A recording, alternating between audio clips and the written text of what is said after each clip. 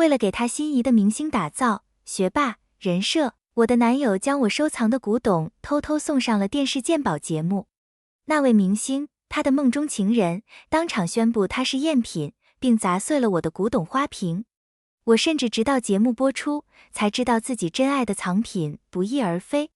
当我公开指控他们两人时，他们却联手反咬我是在敲诈。面对网络暴民的攻击，我反手以盗窃罪将他们双双告上法庭。我倒要看看，几千万的金额能让他们把牢底坐穿几年。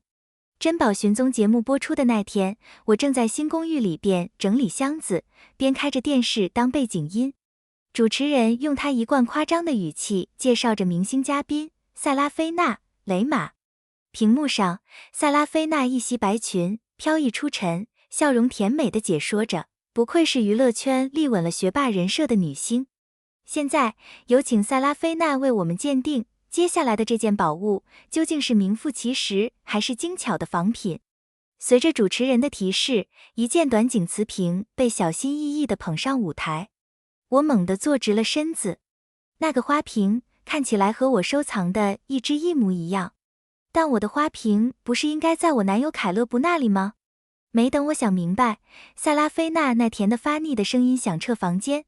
这个花瓶，她带着不容置疑的自信宣布，显然是现代的仿制品，工艺粗糙，釉色也完全不对。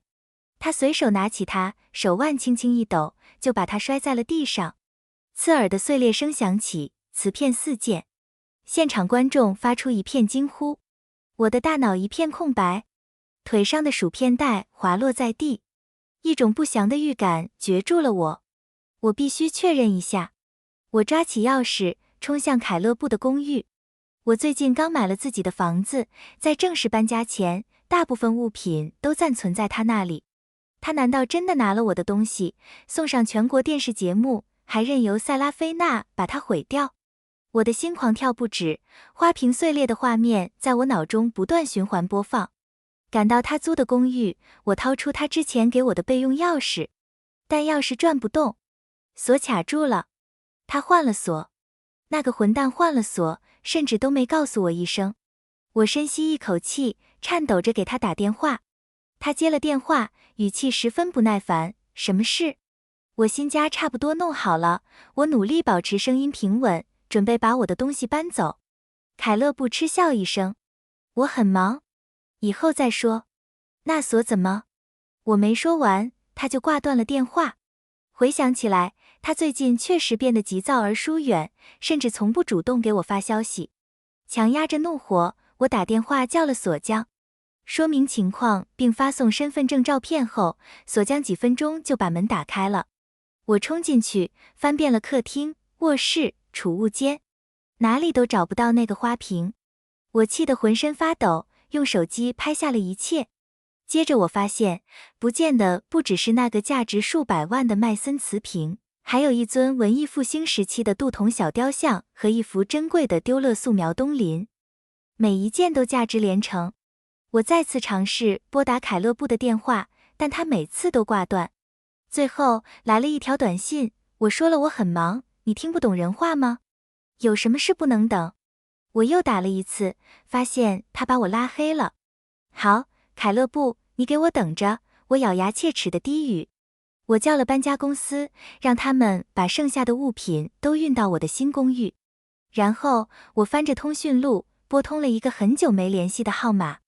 比尔，借你的律师用用，我遇到点麻烦。电话那头传来一个气死人的洋洋自得的声音。哟，看看这是谁？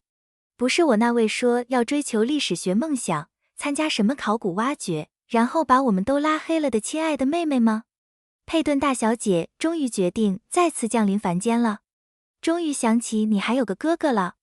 我没心情跟他斗嘴。少废话，比尔。有人砸了我的麦森花瓶，我要他们付出代价。比尔咂了咂嘴。去年拍卖会上买的那个，你最喜欢的那个小玩意儿？行，地址发我，我让我的律师过去。挂断电话，我依然无法平静。我是在与家人关系疏远，试图追求自己梦想的时候认识凯勒布的。我以为他善良、温柔，善解人意。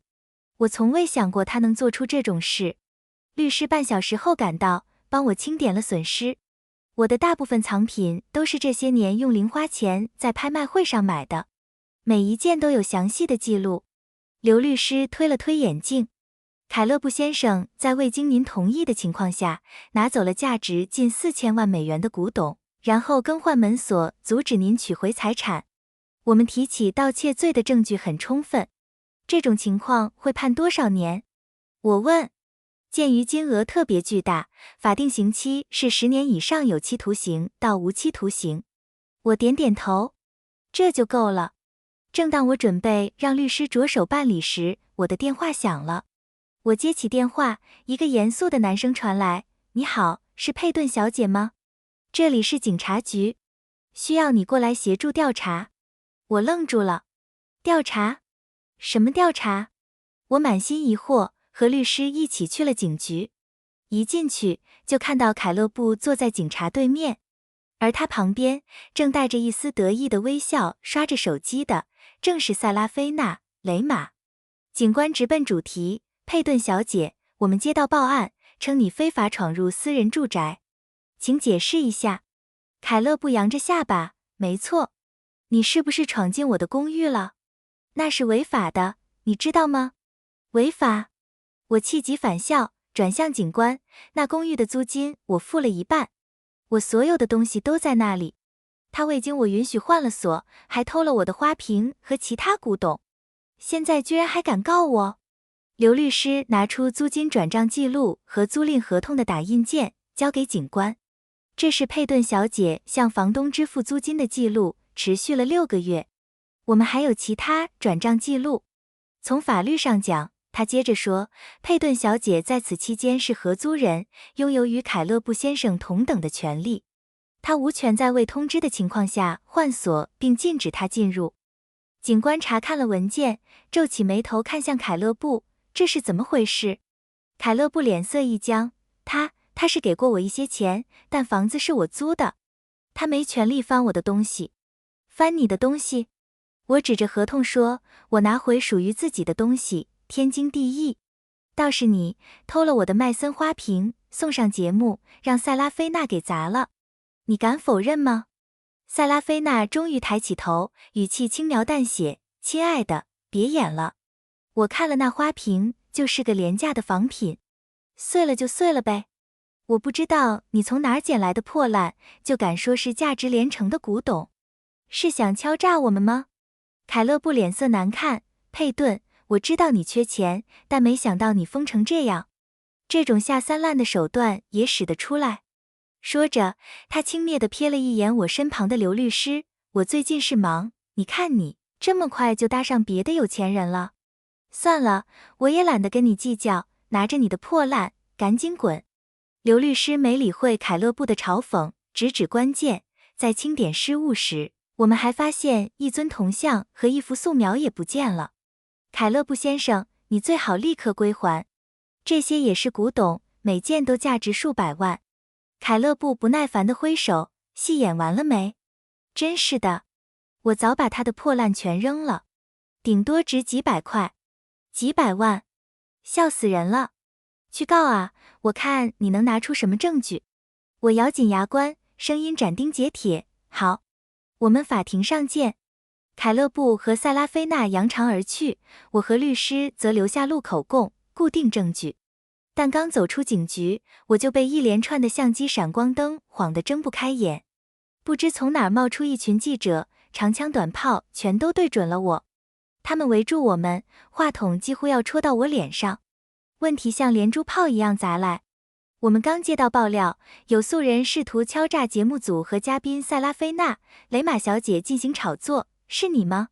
你被带到警局是因为敲诈勒索，还是因为非法入侵？对此你有什么要说的吗？尽管有律师试图护着我，他们仍不依不饶，像苍蝇一样围着我嗡嗡作响，噪音震耳欲聋。但我明白，这是塞拉菲娜和凯勒布搞的鬼，他们安排了这一切。正当我揣测他们最终目的时，等在外面的塞拉菲娜走到镜头前，摆出一副纯然无辜的受害者模样。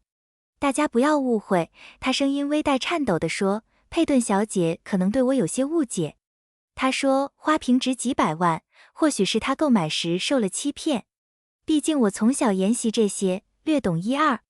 他的话在记者中引起一阵骚动，目光齐刷刷转向我，仿佛在看一个可怜的小丑。